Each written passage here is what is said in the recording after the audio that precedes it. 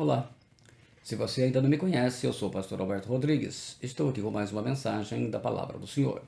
Um tema um pouco diferente daqueles costumeiros, esses últimos que nós temos falado sobre, especialmente o Apocalipse, temas mais controversos. Hoje nós vamos falar, não que o tema não seja controverso, mas um tema que precisa também do nosso conhecimento da palavra. Fé e restituição é um tema interessante e muito importante. A casa, ela tem que ser um lugar onde se transmite a glória de Deus. Quando se fala culto nas casas ou igreja nas casas, tem sido entendido sempre de uma forma errada. E ela fala de vida, de família. Quando Deus te chamou, foi pelo seu nome. E é assim que eles nos chamam. Mas agora o teu sobrenome é muito mais importante. Nós lemos, o apóstolo Paulo nos ensina que assim já não sois estrangeiros e peregrinos, mas concidadãos dos santos. E sois da família de Deus. Agora o teu sobrenome é mais importante. A história do teu sobrenome, ela mudou a tua vida. Porque agora você pertence à família de Deus, o Pai. Precisamos ter consciência de que estamos construindo um legado, como fez a igreja primitiva de Atos. Você já fez a sua escolha. Ou você vai deixar coisas que têm um peso e valor eterno, como fazer discípulos, almas ganhas para Jesus, ensinos da palavra de Deus, estar servindo aos irmãos em sua congregação, pregar o evangelho do reino de Deus, ser um discípulo de Jesus, fazer intercessão pela vida das pessoas, especialmente das almas não salvas por Jesus. Ou você vai deixar coisas que não têm valor e nem peso eterno, que serão transferidos às gerações futuras, especialmente de sua família, coisas terrenas que só têm valor neste mundo, os bens materiais. Em 1 João 2,15 nós lemos, o apóstolo João escreveu: não ameis o mundo nem as coisas que há no mundo. Se alguém ama o mundo, o amor do Pai não está nele. É a cura emocional de Deus. Abra o seu coração para a cura de Deus nesses últimos dias. O principal obstáculo para que os cristãos e pastores avancem seus objetivos sempre é emocional. O apóstolo Pedro escreve: lançando sobre ele toda a vossa ansiedade, porque ele tem cuidado de vós. Observe que já citei os 3 principais apóstolos de Cristo, em termos do Novo Testamento, de Escrituras, João, que escreveu 3 cartas, o Evangelho, o Apocalipse. Paulo escreveu 13 cartas, e Pedro 2 cartas. O emocional não é mais importante do que o espírito, porque somos espírito, alma e corpo. Paulo escreve: e o mesmo Deus de paz vos santifica em tudo, e todo o vosso espírito e alma e corpo sejam plenamente conservados, irrepreensíveis, para a vinda de nosso Senhor Jesus Cristo, em 1 Tessalonicenses 5,23. Mas a principal trava de nossa fé e de nossa vida espiritual é o emocional. O que é o nosso emocional? O estado emocional é composto pelas emoções sentidas em determinado espaço de tempo. O resultado disso influencia toda a rotina, determinando pensamentos e ações de cada pessoa. Entretanto, existe um outro fator de igual importância, que é a saúde emocional. Quando descuidamos do nosso psicológico, abrimos espaço para doenças como depressão, ansiedade, compulsões, entre outras enfermidades psíquicas, as quais podem progredir em sintomas físicos como gastrite, enxaquecas e até mesmo bruxismo e outras mais. Quando os espias dão informação a Moisés, através do relato, eles afirmam que tudo o que Deus disse era verdade, está lá em Números 13:27. E contaram-lhe e disseram: fomos à terra a que nos enviaste, e verdadeiramente mana leite e mel, e este é o seu fruto. Mas não podemos entrar na terra prometida, pois lá há gigantes e morreremos, foi o relato. Lemos lá no versículo 32 e 33, de Números 13. E infamaram a terra que tinham espiado, dizendo aos filhos de Israel: a terra pela qual passamos a espiá-las é terra que consome os seus moradores, e todo o povo que vimos nela são homens de grande estatura. Também vimos ali gigantes, filhos de Anak, descendentes dos gigantes, e éramos aos nossos olhos como gafanhotos, e assim também éramos aos seus olhos. Mas nenhum dos espias hebreus chegou a conversar com os gigantes. Como sabiam que eles pensavam que os judeus eram como gafanhotos?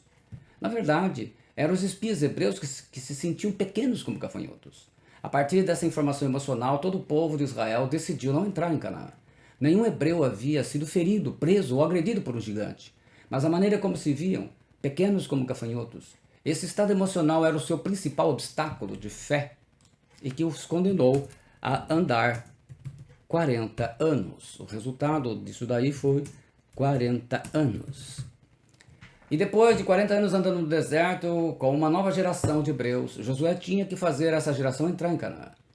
E aí Deus não disse a Josué que ia derramar uma unção de vitória sobre ele, mas disse, Josué 1,9, da onde mandei eu? Ser forte e corajoso, não temas nem te espantes, porque o Senhor teu Deus é contigo por onde quer que andares. Deus tratou o missional dele. Deus sempre fala para curar o mundo emocional, porque Ele é quem trava a nossa fé em nossa vida. Quando Deus chamou Moisés, o estado emocional de Moisés era deplorável. Por isso ele tenta recusar a missão dada por Deus. Em Êxodo 4,10 nós lemos, então disse Moisés ao Senhor, Ah, Senhor, eu nunca fui eloquente, nem outrora, nem depois que falaste a teu servo, pois sou pesado de boca e pesado de língua. Assim foi o profeta Jeremias, com com Gideão. Deus tem que curar em nossas vidas. É o que se tornou resultado de decepções, frustrações e desilusões em nossas vidas. Decepção é uma tristeza por uma surpresa desagradável, por uma frustração. Frustração é ser impedido de ter a satisfação de um desejo realizado. Desilusão ou tristeza por ter uma esperança retirada. Assim, eu fiquei decepcionado por um desejo frustrado que se tornou desilusão. Podemos concluir. Aí nós vemos o texto da palavra desta mensagem. Está lá em Mateus, capítulo 14, versículos 22 a 33. E logo ordenou Jesus que os seus discípulos entrassem no barco e fossem adiante para outro lado, enquanto despedia a multidão. E despedida a multidão, subiu ao monte para orar à parte, e chegada já à tarde estava ali só. E o barco estava já no meio do mar, açoitado pelas ondas, porque o vento era contrário. Mas à quarta vigília da noite dirigiu-se Jesus para eles, andando por cima do mar. E os discípulos, vendo-o andando sobre o mar, assustaram-se, dizendo, é um fantasma, e gritaram com medo. Jesus, porém, lhes falou logo, dizendo, tem de bom ânimo, sou eu, não tem mais. E respondeu Jesus, Pedro, e disse, Senhor, se és tu, manda-me ir ter contigo por cima das águas. E ele disse, vem. E Pedro, descendo do barco, andou sobre as águas para ir ter com Jesus. Mas sentindo o vento forte, teve medo, e começando a ir para o fundo, clamou, dizendo, Senhor, salva-me. E logo Jesus, estendendo a mão, segurou-o e disse-lhe, homem de pouca fé, por que duvidaste? E quando subiram para o barco, acalmou o vento. Então aproximaram-se os que estavam no barco e adoraram, dizendo, és verdadeiramente o Filho de Deus. Duas pessoas andaram por sobre as águas, Jesus e Pedro. Pedro caminhou alguns passos, mas nunca mais outra pessoa conseguiu fazer isso.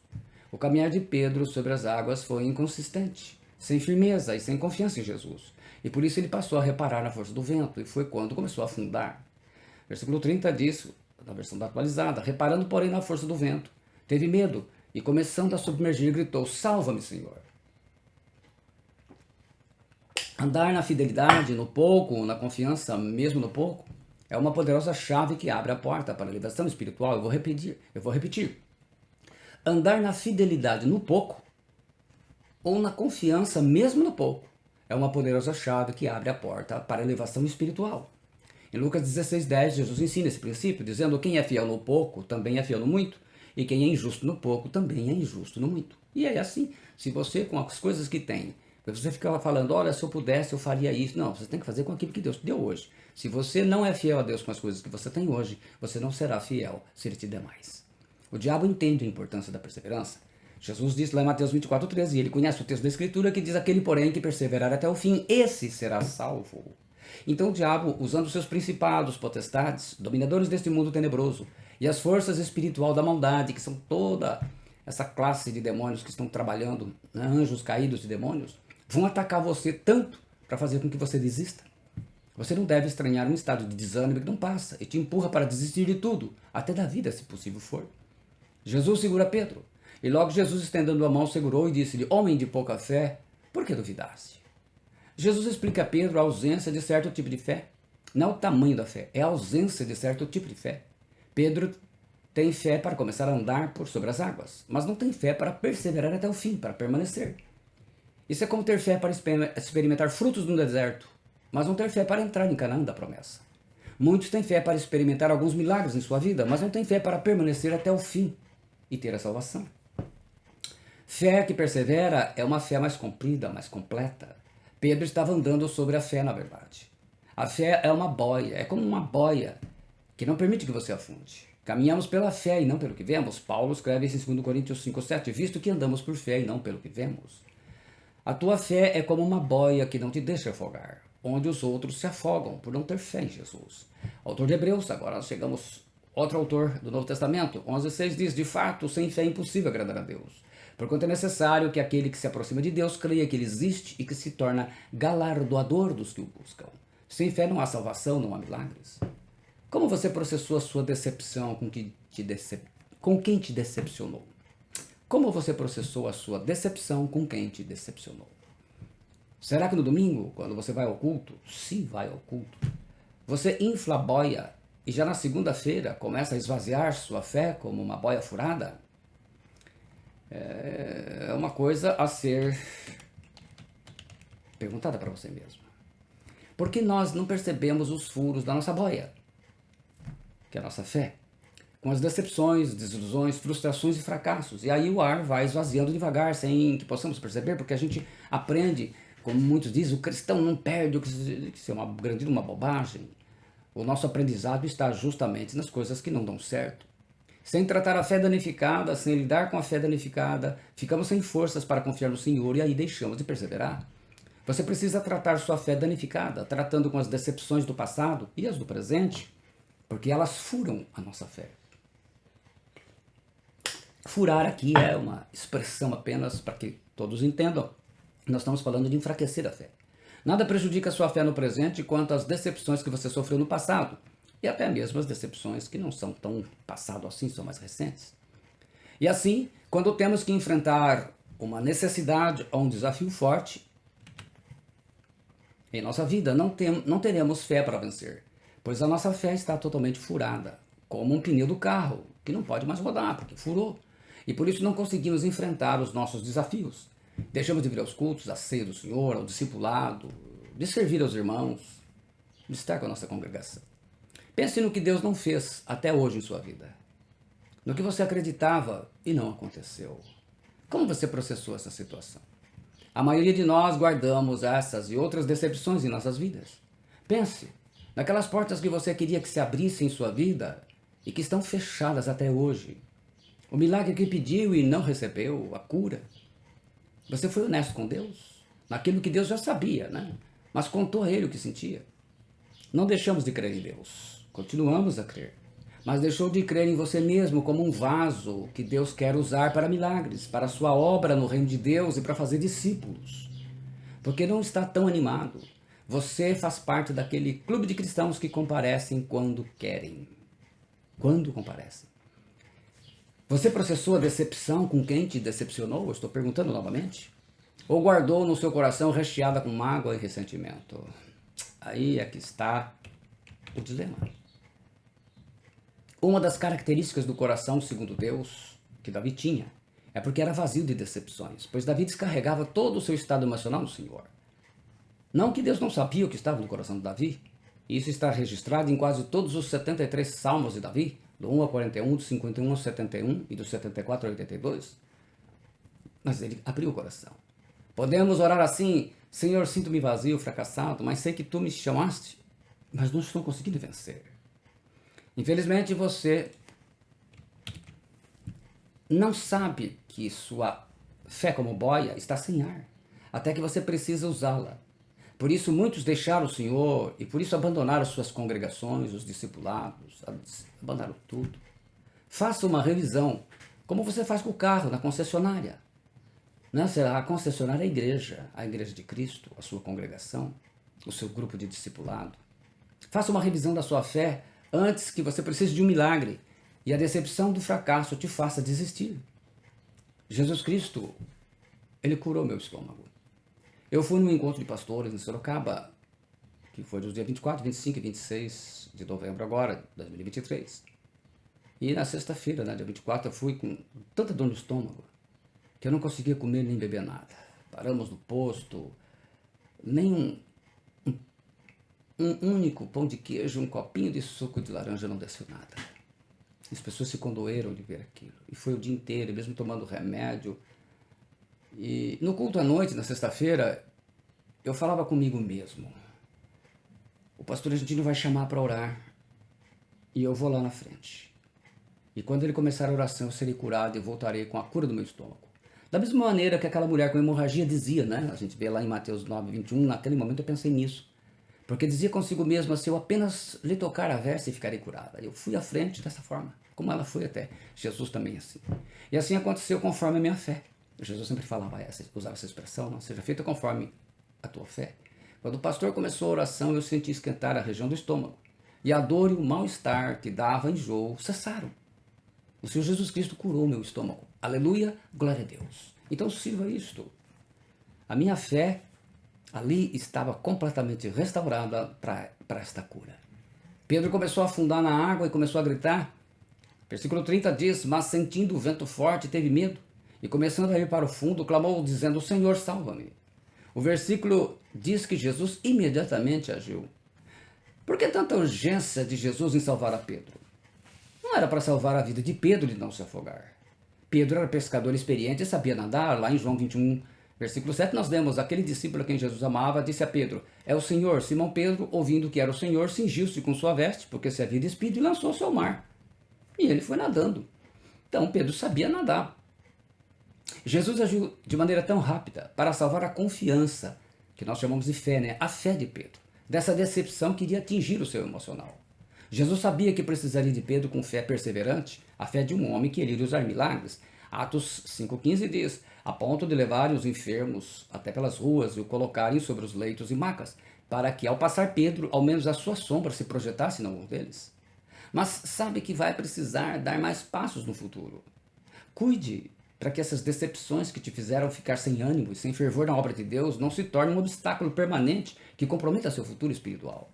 Pedro foi o único que saiu do barco e teve coragem de pedir a Jesus para andar por sobre as águas do mar. Então, para que somente as pernas de Pedro se molhassem, para que não atrapalhasse o futuro ministério de Pedro, Jesus estende a sua mão e segura Pedro. Versículo 31.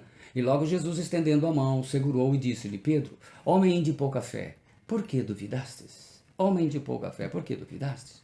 Jesus não criticou o vento ou o mar que estava muito agitado e ameaçador, mas a pouca fé de Pedro. A fé é o fator que determinou que Pedro afundasse. Jesus ensinou a Pedro e a todos nós como avançar na vida e em nosso ministério, sem a necessidade de controlar as coisas que não podem ser controladas. Pedro não podia controlar o vento forte que soprava e nem o mar com suas ondas bravias. Se eu pudesse sair dessa situação, tudo ficaria melhor em minha vida. Jesus não corrigiu as ondas do mar e nem o vento forte. Jesus corrigiu a fé de Pedro. A fé que anda sobre as águas não pode estar travada por causa de fracassos, de decepções, de frustrações e de desilusões. Era preciso para Pedro uma fé adequada. O teu problema está nas coisas que você crê que são os seus problemas. Parte do problema é que não conseguimos identificar o nosso problema, ou o gatilho do nosso problema. Ele é emocional. As ondas do mar da vida e o forte vento das provações vêm sobre você, e somente com fé você poderá continuar a caminhar. Você precisa aprender a avançar no meio das dificuldades, no meio de tudo que é ruim. Jesus ensinou que o problema é a fé. No grego, o termo utilizado aqui é oligopistos, traduzido como pequena fé, significa que confia pouco, sem confiança, por causa da ansiedade. Fé insuficiente, pouca fé, pequena fé. Se Pedro tivesse a fé adequada, a confiança, a água agitada e o vento forte não seriam problemas, e ele andaria mais nas águas, até Jesus. Fé insuficiente, quer dizer, o que você tem não é suficiente. A maioria dos cristãos se desmotivou em vir aos cultos, à ceia do Senhor, ao discipulado, porque está gastando suas energias tentando consertar o vento forte e o mar agitado, e não a sua fé. E aí escutaram coisas que ajudaram a desanimar. Se consertarmos a nossa fé insuficiente, o que acontece se você colocar pouca água para cozinhar o arroz e o feijão? A água insuficiente. Eles não ficarão bem cozidos. O vento e a água não importam mais. Jesus interviu junto a Pedro porque é como se ele dissesse, né? Pedro, vou te usar em Pentecostes e salvarei 3.000 pessoas. Você vai curar o paralítico? Estou tratando você agora porque nada se faz sem uma fé adequada. Fé é confiança. O Senhor Jesus já podia ver as coisas maravilhosas com o ministério de Pedro. E o mesmo vale para você. Lá na frente, as coisas que você vai passar e enfrentar. A fé é a tua boia e você não pode ter ela furada. É como o pneu do carro. 1 Timóteo 6,12, Paulo fala: combate o bom combate da fé. Toma posse da vida eterna para a qual também fosse chamado e de que fizeste boa confissão perante muitas testemunhas. Você não pode lutar contra ventos e ondas. tem que lutar a batalha da fé. Ele fala aqui o combate da fé. É isso que ele está dizendo aqui. É o combate da fé. O diabo sempre vai querer roubar as coisas da sua vida. Em João 10,10, Jesus diz: o ladrão vem somente para roubar, matar e destruir. RMD. E eu vim para que tenham a vida e a tenham em abundância. O propósito do diabo é roubar coisas estratégicas em sua vida. Coisas primárias, porque assim as outras coisas são tiradas de você. Primeiro, o diabo rouba a sua saúde. É uma coisa primária. E isso afetou as suas finanças, o casamento, você deixou de vir aos cultos, do discipulado, que são coisas secundárias, acontecem como consequência. Se quem não tem saúde não faz mais nada. O diabo te rouba a paz no emocional, que é coisa primária. E isso te afetou no trabalho, em casa, que são coisas secundárias dos relacionamentos. Ele é um ladrão estratégico. Jesus está nos ensinando que o diabo, como ladrão, não quer que você perceba o que de fato, de peso eterno, ele está te roubando. Quando ele te rouba o descanso, coisa primária, na verdade, ele não quer que você perceba que ele está te afastando dos cultos, da igreja, do discipulado nas casas, das orações, da leitura da palavra de Deus, coisas secundárias que acontecem depois. Isso é uma estratégia. Nós celebramos quando sobrevivemos a crises que passamos. Deus te deu livramento em muitas delas. O diabo te mandou alguma situação ruim, nem sempre para te matar, mas muitas vezes para te roubar, até de destruir a sua fé. E aí você não persevera mais, abandona a obra de Deus. E assim o diabo veio e roubou a sua fé. E hoje você já não tem mais a fé que tinha no começo da sua conversão, por exemplo.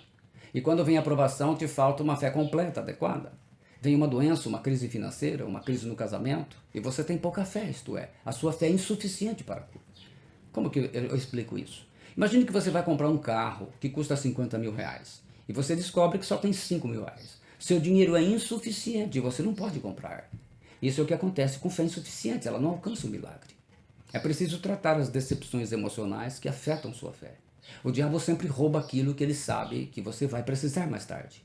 O povo de Deus hoje está sendo roubado, saqueado, preso espiritualmente e vive se escondendo de uma vida com Deus. Temos que é preciso a restituição. Em Isaías 42, 22, 23, nós lemos: mas este é um povo roubado e saqueado. Todos estão enlaçados em cavernas e escondidos em cárceres. São postos por presa e ninguém há que os livre. Por despojo ninguém lhes restitui. Quem há entre vós que ouça isso, que atenda e ouça, e o que há de ser depois? Em Zacarias 9,12, o Senhor diz: voltai à fortaleza, ó presos de esperanças, também hoje vos anuncio que tudo vos restituirei em dobro. O maligno não vai tocar a campainha da sua casa e te devolver. Satanás tirou todas as coisas da vida de Jó, Deus restituiu. Hoje quase não tem vontade de estar na obra de Deus, faltou em muitos cultos, abandonou o discipulado, a ceia do Senhor. E aí você perdeu a fé, a visão do reino de Deus, o ânimo, o fervor, o foco, a vida consagrada, a alegria de servir aos irmãos. Não tem mais nada disso. Virou um mero ouvinte, quando muito. Muitas vezes você não tem que maquiar a situação. Na verdade, muitas vezes você tem que maquiar uma situação espiritual, a que você está vivendo nesse momento. Por que maquiar? Porque você não consegue se abrir e buscar uma ajuda espiritual. E prefere pensar que é espiritual agir assim. Existem muitas pessoas necessitadas da sua fé. E você não pode simplesmente desistir de restaurar a sua fé em Jesus. A mensagem no livro do Apocalipse, o apóstolo João escreveu, 14:12. Aqui está a perseverança dos santos, os que guardam os mandamentos de Deus e a fé em Jesus. A perseverança, a fé. O diabo roubou a tua segurança, a tua confiança. E por isso hoje você gasta a sua vida, o seu tempo livre e o seu dinheiro com coisas que não têm peso eterno. Segundo Coríntios 4:18, o apóstolo Paulo escreveu: não atentando nós nas coisas que se veem, mas nas que se veem. Porque as que se veem são temporais, e as que se não veem são eternas. Então, atentando nós nas coisas que se veem, atente às coisas mas nas que se veem. Então, nós precisamos estar focados naquilo que você não vê.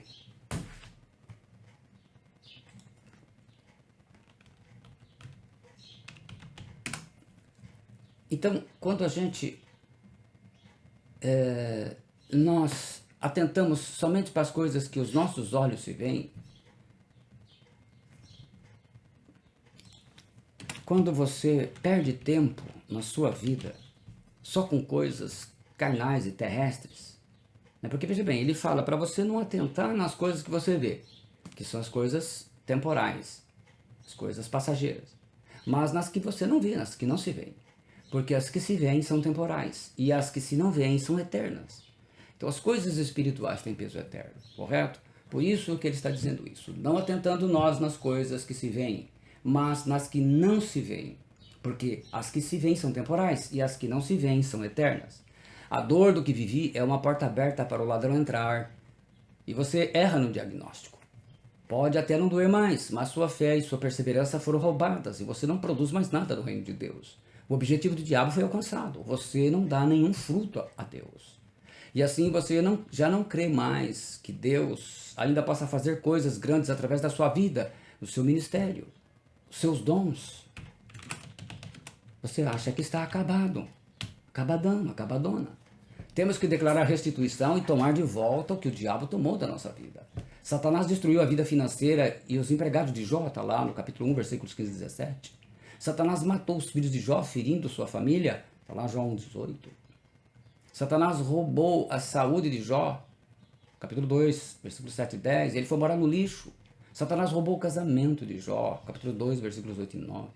Satanás roubou os amigos de Jó, capítulo 2, versículos 11 e 13. Mas Deus restituiu tudo em dobro na vida de Jó, como ele falou em Zacarias, e foi glorificado. Jó já não existe mais. Agora é a nossa vida que vai glorificar o poder de restituição que vem do Senhor Jesus Cristo. A palavra restitui é utilizada nesse texto de Isaías. O verbo shub em hebraico significa tornar ao ponto de partida. Significa construir, depositar, puxar de volta, ir de novo para casa, trazer de volta. Também significa resgatar, restituir, recuperar, reverter, restabelecer. O sentido é recuperar o que foi perdido. Quando Deus permite que você passe por um sofrimento, haverá sempre uma restituição para você, mas precisa fé adequada. E isso somente é possível recebendo a palavra de Deus, correta, a palavra do Senhor mesmo. Em Romanos 10, 9, o apóstolo Paulo ensina, e assim a fé vem pela pregação, e a pregação pela palavra de Cristo, na atualizada.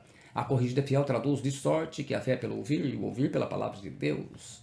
Joel 2,25, o Senhor diz, restituir-vos-ei os anos que foram consumidos pelo gafanhoto migrador, pelo destruidor, pelo cortador, o meu grande exército que enviei contra vós outros. Independentemente de entrar nisto, nós vamos falar que tudo aquilo que foi destruído pelo migrador, destruidor, cortador, tudo aquilo que veio destruído em nossas vidas. Olha, o gafanhoto é símbolo de demônios. Muitos que tentam relutar isso aqui, só você ler o livro do Apocalipse, você vai ver que os gafanhotos são símbolo de demônios. Uma promessa feita em caso de arrependimento verdadeiro, com orações e jejum. Ele prometeu isso. É o tempo de começar uma nova fase na sua vida. Mas a sua fé ferida ou furada não é adequada. É tempo de restauração e isso vem de Deus. E eu falo sempre como na presença de Deus. A presença de Deus, como a gente comparar? Para restaurar a nossa fé. A presença de Deus é comparada ao bronzeamento na praia. Quanto mais você fica exposto ao sol, mais bronzeado você ficará e todos vão perceber que você foi na praia. Olha, você foi na praia, você está queimado, você está preto. Se você ficar pouco tempo, só as pessoas mais íntimas que te conhecem de perto irão perceber o seu bronzeamento. Quanto mais tempo na presença de Deus, mais sua luz irá brilhar e todos perceberão. Você está ficando muito tempo na presença de Deus? Quanto menos tempo as pessoas nem vão perceber, né? Talvez os mais íntimos, eu vi que você mudou, mas... Então antes de nós encerrarmos a mensagem, nós vamos fazer a oração da restituição. Eu quero que você faça comigo essa oração e tenha muita fé e apresente-se a Deus para receber essa bênção. Diga comigo aí, bendito Deus e Pai de nosso Senhor Jesus Cristo. Graças e louvores damos a Ti, grande Deus. Nesses últimos anos, o inimigo roubou, matou e destruiu coisas em minha vida, no casamento e nos relacionamentos, na saúde, nas finanças, na família, no trabalho, no emocional, como ele fez na vida do nosso irmão Jó, e o Senhor restituiu tudo em dobro. Senhor meu Deus, eu confesso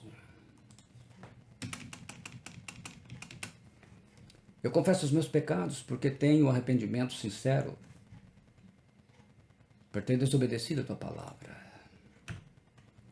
Meu Deus,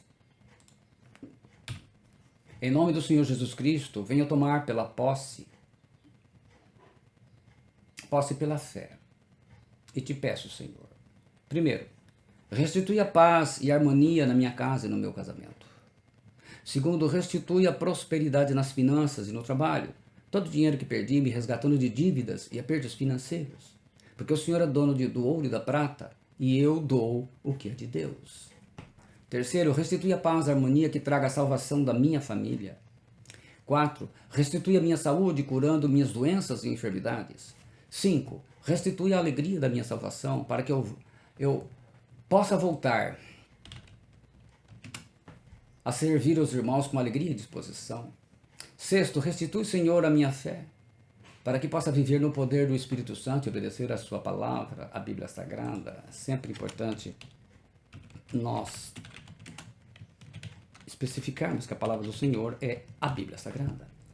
Restitui, Senhor, o ânimo, a força, o fervor e o temor a Deus. 8. Restitui o meu amor pela obra do reino de Deus. 9. Restitui, Senhor Jesus, a saúde de meu espírito, destruindo toda obra de feitiçaria, magia negra, voodoo, trabalhos de macumba e bruxaria, que estejam atrapalhando minha vida e de minha família. 10. Restitui, Senhor Jesus, a paz da minha alma, me libertando da inveja, dos relacionamentos tóxicos que causam perturbação no trabalho, em casa e em qualquer lugar. Da ansiedade, da angústia, tristeza, depressão, estresse e de toda ferida emocional. 11. Restitui, Senhor Jesus, a vida de santidade para que os solteiros tenham relacionamentos livres dos pecados sexuais e os casados honrem o seu casamento com pureza e fidelidade.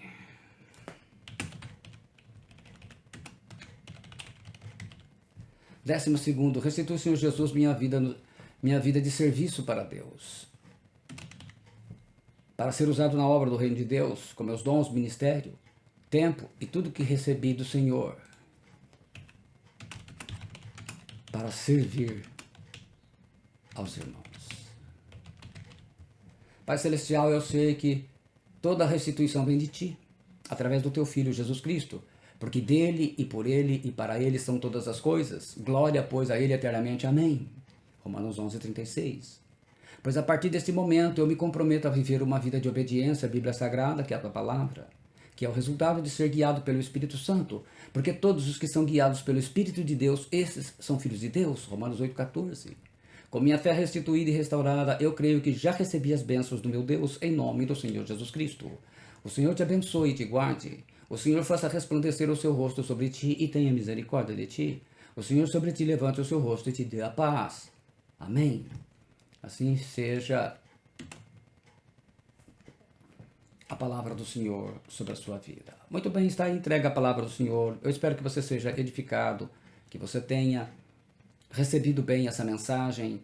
Se precisar, ouça de novo, faça a oração, tenha fé.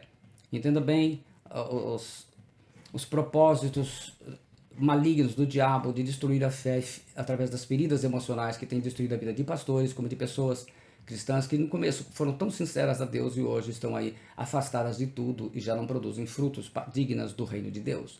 Então, que essa mensagem possa te edificar. Se você conhece pessoas que estão aí com a fé também abalada, atribulada, com a fé totalmente enfraquecida, furada, como eu disse no exemplo, entrega essa mensagem para ele, compartilhe. Então, se você gostou, deixa o seu gostei, o seu comentário, compartilhe com outras pessoas. Que a graça e a paz da parte de Deus, do nosso Pai e do Senhor Jesus Cristo esteja com todos vocês. Muito obrigado. Em nome do Senhor Jesus Cristo. Amém.